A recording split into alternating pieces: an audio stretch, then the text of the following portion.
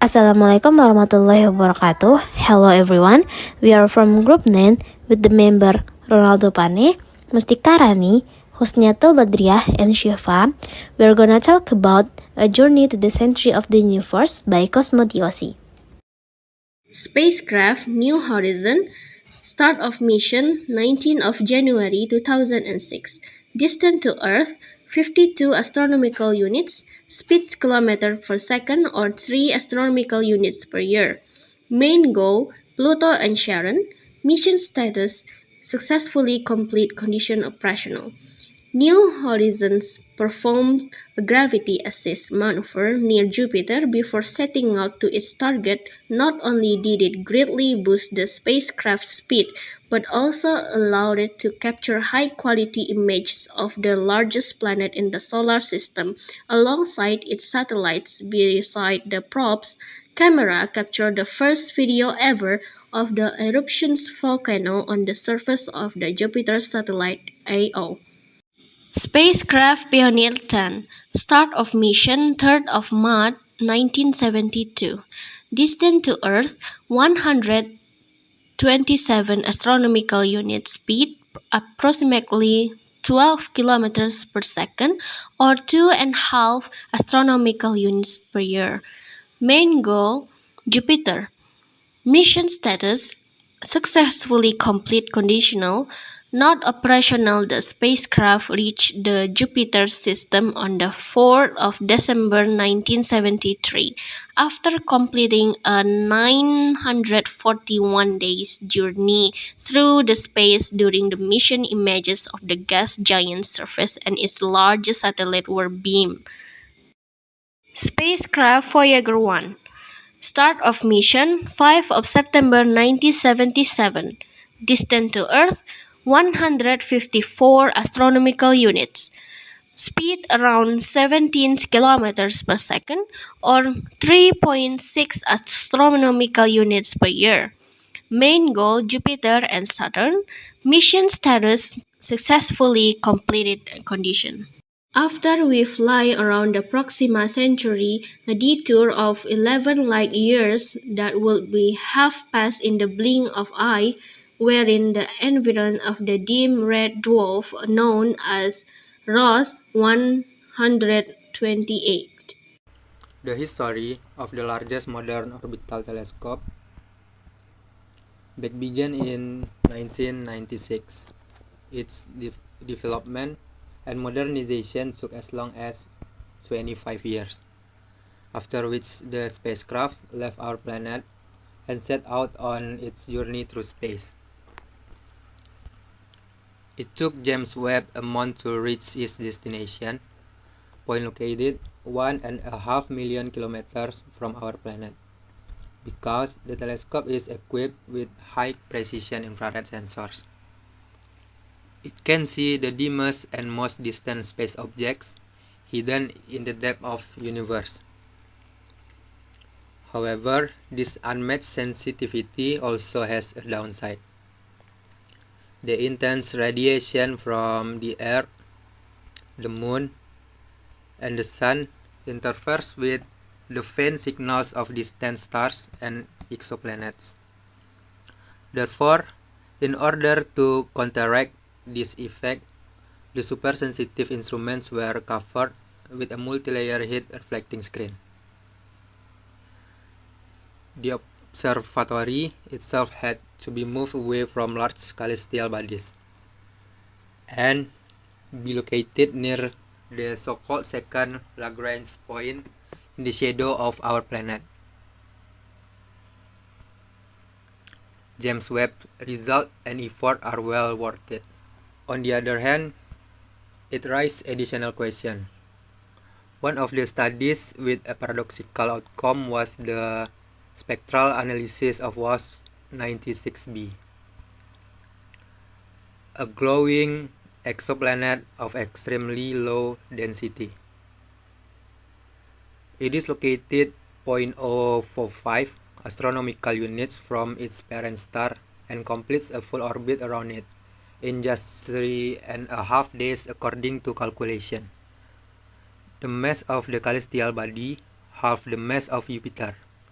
and its diameter is 20% more than that of Jupiter. The ultra-sensitive detectors of James Webb could look into the deepest layer of the exoplanet. However, the information obtained by the telescope turned out to be radically different. The outer layer of the gas giant contained great amounts of water vapor. It condenses in the upper atmosphere and can form a large haze or thin clouds, reflecting some of the light shed on it. Because of this, the temperature or the lower layer of the project might differ significantly from the calculated values. Perhaps the accuracy of the earlier study was insufficient, or else some by the data was misinterpreted. It is also possible that we do not yet know of a certain factor that would allow us to combine the result to form a single correct picture. WAPS 96b remains a mystery, which means it still needs to be studied in more detail. Is it important to note that all these objects form within the same gas cloud, which means that they are very similar in terms of composition and age? By observing them, researchers can fully trace the process of star formation and better understand what forces are involved. Some phases of this process predicted only in theory take hours or days, and with James Webb, the chance of capturing them is greatly enhanced. For all we know, we may soon be able to admire a photo of a young star flaring up thousands of light years from the Sun. Meanwhile, an 18 section mirror 6.5 meters in diameter and array of high accuracy instruments allow James Webb to capture light from objects much further away at the very edge of the visible universe. There are more than 13 billion years old, giving us a glimpse of the earliest times immediately after the hypothetical Big Bang. However, even James Webb would not have been able to see their luminescence but for one unique coincidence. The phenomenon of gravitational lensing has long been known to scientists. This physical phenomenon helps us to better see into the depth of the universe, and this is how it works. A powerful gravity generated by a massive body focuses and amplifies light from a source behind it. Such an effect can be produced early on, conditions that a great manufacturer happily combines. So it's not surprising that it is one of the rarest phenomena. A very old galaxy whose age is estimated to be 13 billion years. About 10 other star clusters have also been detected, thought to have originated between 200 and 700 million years after the genesis of the universe. According to some observations, they have a complex structure which takes tens of millions of years to form. This discovery will allow scientists to develop the existing ideas about the early stage of the universe's evolution and may even prompt to question its age. Unfortunately, we still know very little about such remote times, and James Webb will surely help us learn more about them. The first steps in theoretical confirmation of the Bay Ocean world after that its planets fully covered in water were made back in the 1970s. That is when evidence was found that radioactive decay in a planet's interior and tidal forces may cause water ice to melt and subsequently form huge ocean. In all likelihood, similar process take place on Jupiter's and Saturn's satellite. However, the celestial bodies remain ice-bound as they lie too far away from the sun whose rays would otherwise melt the thick layers of ice. But when we talk about an ocean planet, a slightly different type of subspace object. It means the term implies that the ocean on a planet's surface is not concealed under a layer of ice and its depth measures more than 100 kilometers. Theoretical calculation of this planet formation and evolution process were carried out in 2004 by French astrophysicists headed by Christophe Satan. According to this theory, if the mass of a forming planet is more than 10 times that of the Earth, they start to actively attract hydrogen and helium from the gas and dust cloud around it. In this manner, with time, it grows into a gas giant. By contrast, if this planet mass is just 6 to 8 Earth masses, the planet is going to be comprised of ice and rock, roughly in equal measure. Just to compare the mass total of all water in the global ocean on our Earth. Planets like that are too poor in terms of microelements that are vital for living creatures, even taking into account meteorites that occasionally bombard the surface of the celestial bodies. The chemical diversity is simply not good enough for life to originate here. Still, studying ocean planets poses a great scientific interest. According to NASA mathematical modeling estimate published in 2020, there may be billions of planets of this type in our galaxy, both harboring on ocean under an ice shell, and water is one of the most widespread complex chemical compound in the universe, and this means that the chances of discovering new ocean planets are quite optimistic for it. Earth-based telescope. That is the reason why telescopes based on automatic space stations are used for searching for objects beyond the boundaries of the solar system. Unfortunately, in 2013, 3.5 years into the mission, the Kepler-based telescope had several major equipment failures. In 2018, the spacecraft ended science operation completely. Kepler was the first spacecraft to be created specifically for looking for exoplanets. However, most of the objects had managed to spot happened to be too remote and dim to study them in any satisfying detail. That is why the next space research complex had slightly different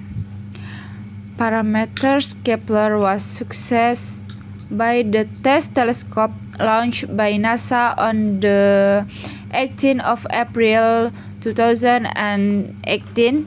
Its main object was searching for rocky exoplanets orbiting the brightest star within 2,000 light years from the Sun. This telescope also used the transit method, and here is the spacecraft brief profile. Test is equipped with 4 refractors with a 24 by 24 degree field of view and a 10 cm aperture. The spacecraft's peculiar orbit allows it to cover both the northern and the southern part of the sky, which is approximately 85% of the entire sky. Photos are taken by 4 cameras. The stable temperature on the surface of TOE 700D is estimated at 268.8 Kelvin or 4.3 degrees Celsius below zero. But due to the greenhouse effect or other atmospheric features, we may not know yet. This figure can shift up or down. There is no exact data regarding the eccentricity of the TOE 700D, but it is considered small, namely around 0.11 because the planet orbits is on the inner edge of the Goldilocks zone. The TOE 700D's spectral analysis is not enough to make a conclusion that there is a possibility of liquid water on the surface of the planet. Then there must be a greenhouse effect, also, which will help the surface temperature reach the desired values as I have mentioned, namely 700D along with other known planets in the system are likely tidally locked to the stars. If this is the case, there must be a marked difference in this matter.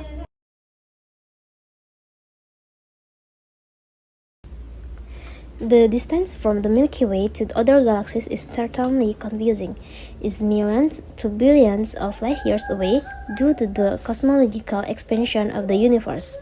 The distance between Earth and any remote object in the universe continues to increase, so the light radiation from these objects is much greater than it actually is. The phenomenon is known as redshift. This is very helpful in determining distance and speed on an astronomical scale. Alternatively, some galaxies' spectra are blue shift, meaning they are not on an escape trajectory from us, but are instead moving toward us. One of these unusual space objects in the galaxy M66 in the Virgo cluster, it is moving towards the Milky Way at a speed of about 245 kilometers per second, which makes it one of the faster moving blue shift galaxies moving at high speed. It left a long trail of warm ionized hydrogen behind M86 connect to the nearly destroyed spiral galaxy and GC 4438, with some of these filaments two galaxies thought to have collided at a point in the past that was a smaller galaxy. Interestingly, M86 is known to have destroyed its other neighbors in the past. Scientists have opportunity to find out more about dark matter and its interaction with other space objects by observing the behavior of gas flows remaining in galaxies. About the formation of new stars, there is a galaxy with a name that suits baby boom. About 4,000 stars are born every year, which is about 400 times more than in the Milky Way. Their calculations show that the average U star lights up in this region of space every 2 hours. The baby boom galaxy is located about 12.2 billion light years from Earth. This means that what we see when observing it is only what happened only 1.5 billion years after hypothetical Big Bang. That time was the time when the universe was still in the process of forming its structure. What is happening in the galaxy today is very different from what we would expect to observe there in theory based on what we know about it. Next, we will discuss what can be called the center of the universe. The center point of the solar system is the general center of mass of all objects that make it up, whose course are almost the same as the center of the Sun. There is a similar center point for the Milky Way and the Virgo supercluster, which is part of our galaxy. Can we continue in the same way and eventually pinpoint the entire universe? But it would be a mistake to consider our location as the center of the universe. This is the same as claiming that you are in the center of the planet, when in reality you are only at the center of the circle drawn by the horizon on the surface of the planet around you. Is it possible to find the center point? And does it really exist? The cosmological expansion of the universe is the isotropic and homogeneous expansion of space from point to point. It seems to simply measure speed and direction, expand this, and then rewind time as it is. We just have to wait and see the riddle of the universe. Thank you very much, and Assalamualaikum warahmatullahi wabarakatuh.